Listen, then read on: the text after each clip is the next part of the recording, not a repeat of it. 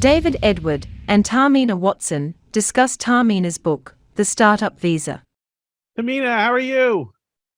David, I'm so well and I'm so honored to be here. Thank you for having me. Well, I appreciate that. You're very polished. And we were just talking. I wish I could have captured some of the conversation we just had leading up to me hitting the record button. But of course, as in all things, I was negligent in my host duties. And we've talked about so much now. And you have a wonderful, charming personality. But why don't you introduce yourself? And then we're going to talk about one of your books called The Startup Visa. So you can introduce that book too. Well, thank you so much. I'm an immigration attorney. Business immigration is my expertise. And I actually say that my day job is being an immigration attorney. And in all my spare time, I write and I bird. I'm a bird photographer as well. Oh wow, that's amazing. So this book we're talking about, the Startup Visa, what is it about? Yes, well, I'm so glad you asked. If people can see this book, it's called The Startup Visa. It's a blue-colored book. And the foreword was written by somebody named Brad Feld, who's a really huge name in the venture capital world. So this book is about advocating for a visa category in the United States immigration system so that people who are starting companies can have a visa for that purpose. The US immigration system is set from the 1950s, and then there were some changes in the 60s and some in the 90s, but that was it. And if you think about the world now, we have evolved many, many times over, but our laws have not changed. And the way that companies start are very different from how they were in the 80s and 90s. These days, people are, rolling up their sleeves and they're getting funding from people who believe them in their concepts and their innovation. But there's no visa category that recognizes that kind of aspect. So this book came from seeing a lot of people who really wanted to have their own businesses, but kept, hitting roadblocks. And I started to go down a rabbit hole of we need to change the policy, we need to change the law, and that's what gave birth to the book. That that you know what? I didn't even realize that was an issue, but it's huge. I mean, me, I have what they call the entrepreneurial spirit. Some people call it other things, but I'm always starting companies. Some of them work, some of them do really well. But a big part of immigrating to America has always been the opportunity, and starting your own company and being your own boss. That's what we want more of. That's what I want more of. I don't know what we want. I don't know what we want anymore, but that's what I want. So you're absolutely right. If the immigration laws preclude that, or if it's one thing you can't do, then we're missing out on really what's the best of this country. That is absolutely correct. And now the visa categories that we have from the 90s, we have to use them because we have no other choice. So often it's a square peg in a round hole, and you're really, really bashing it to make sure that visa application is successful. But it's not always successful. And those who have brilliant ideas, they can't often have their companies here. So what do? They go to Canada. By the way, Canada took our bills, the laws that were presented in Congress, and which didn't pass, and they made it their own. And they are one of the Oh, foremost countries that people are now going to. that's funny. And the startup world, it's interesting. I mean, you've obviously have had some shifts in COVID. I mean, you're now a world famous author, but there are a lot of companies in around the world that started and succeeded because of the opportunities that COVID brought to them. Suddenly they couldn't leave the house. They are innovating, being creative, and those companies really succeeded. Now the economic downturn is affecting them, but those people want to come to the US in general, and this visa category would be for them. That's amazing. So, what makes you mentioned that you were an immigration lawyer. So I often ask people, what kind of what's your authority to write this? So that's probably a big part of your authority. But you're not just talking about academics, right? You're talking about situations that you've observed. That's exactly right. And to be honest, I never really thought of myself as a writer. And, I started immigration law just being a lawyer. And you may know this, the mental shift is different. It took a long time to accept and call myself a writer because I have an editor. I obviously need a lot of help in the way I'm expressing myself. And I realized that having an editor discard the fact that I'm a writer. So I'm writing all the time. And I don't know about you, but are you writing your books in your head even before you've had time to put them on paper? It's like constant, Constant, constant. constantly, And especially the more you do it, the more it happens. yeah, and I think that's a shift that happens. So what happened in the early days of my practice, and I started my law firm January 1st, 2009, height of the recession, people getting laid off back and front, different companies. And I live in Seattle, where there are big Fortune 100 companies. And those were the people who inspired me to continue my research. But then I realized it's about education. And so I've always had a blog and I kept writing about it. Well, this needs to change. This is the story. This is how we can change it. This is what's happening. Oh, great. There's a bill in Congress. It's great, but it needs to change this way. And that really is what was the impetus to get into this writing zone. And the book was not necessarily something I had ever thought about. I was just writing so much on my blog and then started to do op-eds that a client said to me, "Oh, Tamina, you have so much material. You should have a book." And I thought, "Oh, I have material. I can have a book." Right. And then, I realized I got myself in a hole that I needed to come out of, because writing different blog posts at different times for different audiences, they don't become a book automatically by slapping them together. No. But that idea is what really got me into the book writing zone. Well, from that, just so you know, having an editor makes you a professional writer, if you were wondering. So there, there Oh, is I a love distinction. it. Thank you. You got to have an editor, because either you have to have an editor, or you have to be able to put your own writing away for long enough so that your brain doesn't kind of trick you when you come back to it. But I want to ask you a question. I usually ask people, what do people get from reading your book? But I think I kind of know what they're going to get from reading your book. So what did you learn about yourself in writing it? That's such a great question. Number one, I realized that I love educating and informing. That's one thing I learned. The second thing I learned is I can really simplify complex immigration law. Immigration law is so complicated just by its nature. How do you get the layperson to understand? But sometimes even very intelligent people who are not in this industry need to understand the breakdown of the problem so they can go fix it. The idea for the book was really so that I could leave Congress people, representatives, senators, with a book so they could change the law. That's Wow. really what my idea was. And I'm very grateful to say that this particular book made it into a congressional hearing, and it's on the record, and my name was spelled out by Congresswoman Zoe Lofgren when she was doing a hearing on this subject. I feel as though, okay, that goal became true. But what I learned about myself is I thrive on educating, informing, and just constantly getting people to understand what the problem is and how it can be fixed. Is there anything that surprised you? Now this is the second edition of this particular book, the Startup Visa, right?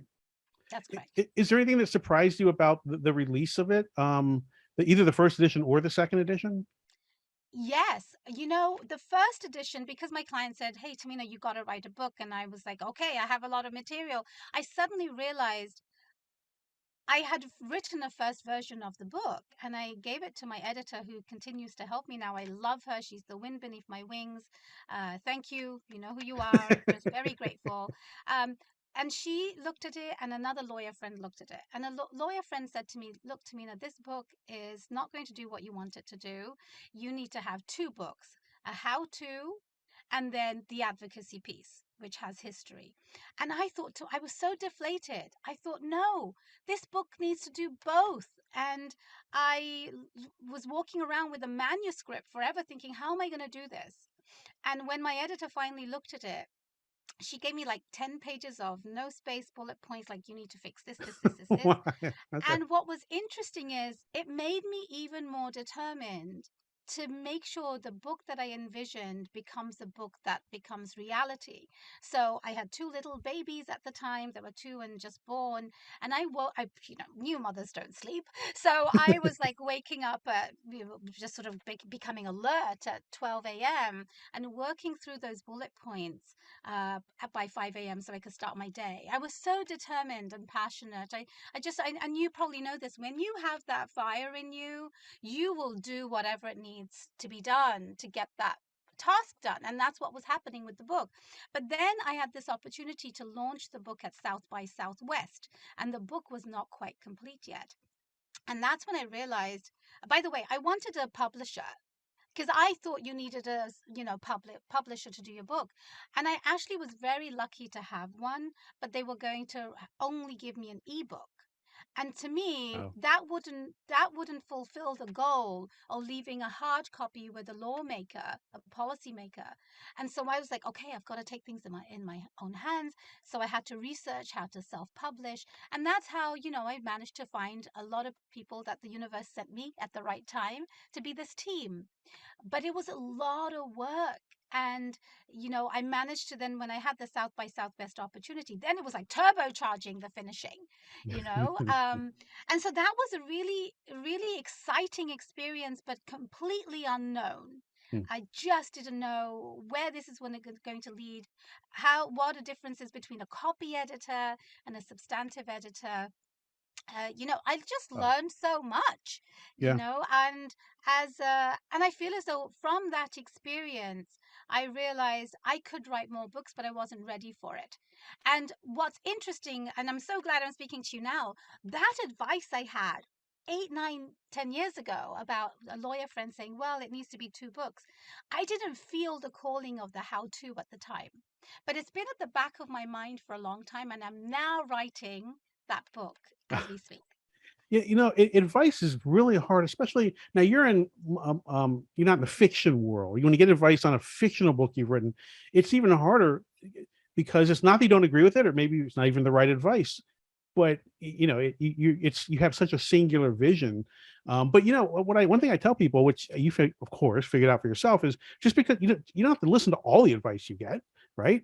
And just like you said, it's good advice, but maybe it's not time for it, right? Maybe you're not ready for it now, but in 10 years or whatever, maybe that advice will come back. And one of the things I have learned is if it's stuck in the back of your head, then it was good advice, right? If it sticks around for a long time, then it's probably good advice. You just have to figure out how to implement it.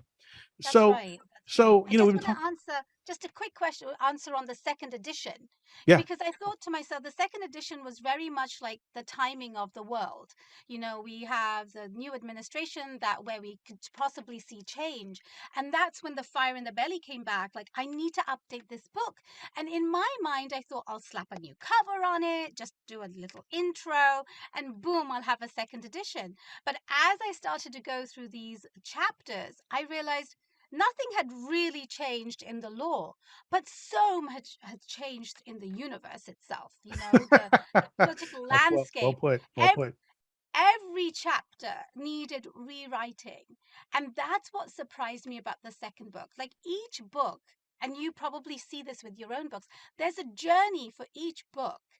And it has a life of its own. You just go with it as it unfolds. And that's what surprised me about the second book. When you were in there editing the second edition, um, did you ever get frustrated with the first edition you and your writing style, given all you had learned? Because this was your first book, but now you're revising it, almost as a third book because you've written other books in between. Did you still have the same style, or did you have to go back and just change the way you talked in the first one, or anything like that? No, that didn't change because I think my voice has always been consistent. I think what changed is the strategy and the organizational skills.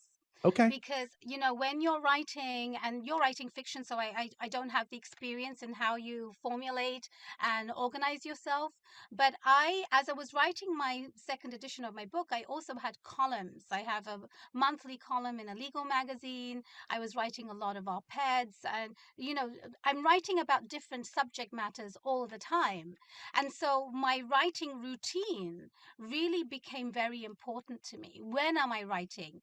I have 2 kids, I'm running a business like you are, a law firm, I have clients and deadlines. How do you do this passion project in your 24 hours that you have? So I had to become very strategic. And I just mentioned earlier that I was waking up at 12 a.m. to 5 a.m. That was my writing timeline routine for my first book. But the second book became a 4 a.m. to 7 a.m. thing. And I Okay. really had to work on my body schedule. How do I change the rhythm? And how was I keeping track of what I've written, where I've left it, what research I need to do? So the voice stayed consistent, the strategy changed. Did you find yourself fighting the lawyer you and lawyerly writing to compared to, a book like this, which is speaking much more directly to a person, not to whatever that legal jargon process is? I love that you asked that question because over the years, my gratitude for my editor grows and grows and grows. Because as a lawyer, I'm just, writing lawyerly stuff. And sometimes I think to myself, oh, people won't understand that I've got to, simplify it. But my simplification often is not simple enough. And so my editor, who understands immigration law very, very well, will make sure your audience will not understand it. So then she helps me make sure that it's understandable. That's good. Yeah, I think it's a very accessible book, which it has to be. And I think given the audience you're writing to, a physical copy of it might help too, because not everyone has a giant iPad and an internet connection they can read on at night. So I think in this case, especially, a print book was something good that you fought for. Because I think it's good to have. Yeah, and Yeah. the new experience actually with the second book was the audio version. Oh, I just never thought I'd do an audiobook, but my book, the one previous to this one, I knew I had to do an audiobook. I have become an audiobook consumer. I mean, I don't have time to have the attention span to read a book from beginning to end and retain everything in the 2 minute spare I have for reading something, but I can consume books by multitasking. So I have read, quote unquote, read so many books in the last 5 6 years just by converting the way I am digesting information, that I knew that there was an audience for audiobooks. And so the audio version of this particular book, which was my second audiobook, was a whole new experience in and of itself. so you read the audiobook? Yes, actually, I actually was going to chicken out from it. I thought to myself, I'll do what Satya Nadella did. I will do like the Microsoft CEO. Oh He said yeah, the yeah, beginning and the yeah. end. I thought, oh, that's great. I'll do the beginning and the end. My voice is in there, and then I'll get a narrator. And I'm very blessed to have found an amazing coach who was copy editing my book, but she also helps people with audiobooks. So she was coaching me, and there came a point where she's like, have to keep going. You have to keep going. And I'm so grateful that she saw me and gave me that impetus and motivated me to continue doing this work. So I've recorded it in this very room. That's actually the inspiration of how this podcast room came to be. Nice. And I just love that I was able to do it. It's a marathon, though, isn't it? I mean, it is brutal. No, it's not. You can't. It's indescribably brutal. It really is. And unless you've gone through it, you have no idea because you could be reading a sentence. You don't realize you've skipped a couple of words, especially because you've written that Yeah, sentence. yeah, It looks so familiar. yeah. So if you don't have somebody helping you just keep line by line, making sure that you haven't missed anything, your tone is right, you're not reading, but you're telling the story. It's a whole new experience. And now I feel as though, I mean, so many people have come to me, lawyers and non-lawyers, saying, what did you do? I feel as though I could actually have my own coaching company at this point. I don't have time for it, but it's been really interesting getting into this. But I am so inspired by you, David. I'm like, I can't wait to do what you've done. Well, it's just like you said. Get up at 4 a.m. and keep typing.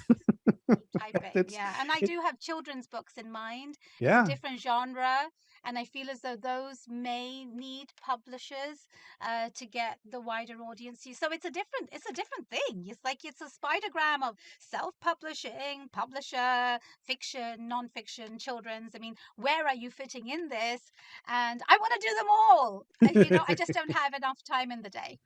I have a feeling though over time that you will do them all. I can sense that in your personality. Well, So that's very kind. I'm going to have to keep you on my speed dial. so what advice would you have for someone who wants to write a book? Like the book, maybe they've been through a process like immigration, or even, I mean, even something maybe this, like they've been through a speeding ticket or something worse than that. And they want to offer that process in a book, but in a way that people will read it and get something from it. What advice would you have for them? The one sentence I say on a daily basis to my clients and anybody who I'm speaking with, and many times as a guest on the podcast, is that every case is a story. You are a story. Stories are how you tell things. And if you're able to make sure that your story of that speeding ticket, why were you speeding? Maybe you needed to get to the hospital because that baby was going to be born without you. What was that experience? I think sharing your story and the experience is very important. The trouble is a lot of people shy away from, I can't write. And that might be true for a lot of people, but telling the story is not necessarily difficult for you. Just do a brain dump of your story. What I've also come to learn is writing is an art. It's painting. You're taking that paint that you've just put on and you're just fine tuning it. So get your story down and then think of it as your collage, your paintbrush, and then play around with the words and how you want it to sound, how you are describing it. And then sometimes imagine that you're telling it to your 12-year-old, if you have one, or a younger person, because I think with modern technology, social media, and we were just chatting about it earlier, that the reading span that people have, the attention span is very limited.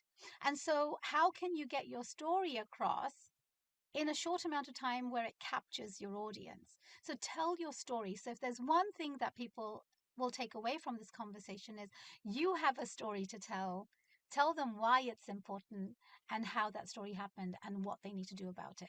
I think that's brilliant advice. And I would just add to that, once you do finally get it down on the paper and you can go back and look at it, it's one of the more satisfying feelings of accomplishment to be on the other side of having done it. So it really is worth it, I think, to get the story out there. I think that's fantastic. Well, Tamina, I wish we could talk forever because it's just an absolute pleasure talking to you. And I have to believe that you're probably one of the better immigration lawyers in existence, given your empathy and your ability to see the positives in all the different situations. So I wish you nothing but success, my friend. And if you get another book out or do another edition, let me know and we'll have a follow-up podcast. Well, thank you so much for those kind words. I do need to throw in that Business Insider named me as one of the top immigration lawyers in the country for tech startups. So I'm very, very grateful that you mentioned that. And yes, thank you so much for having me. Of Very course. honored. I didn't even know that. That's fantastic. So me and Business Insider actually agree on something. That write this date down. That's amazing. All right, Tamina, thank you. Bye. Thank you for watching. Please consider hitting the subscribe button.